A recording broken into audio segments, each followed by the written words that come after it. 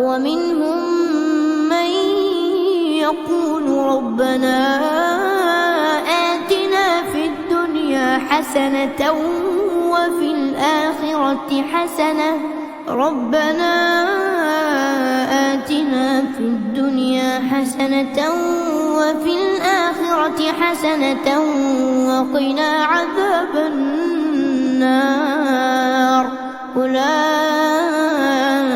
لهم نصيب مما كسبوا والله سريع الحساب.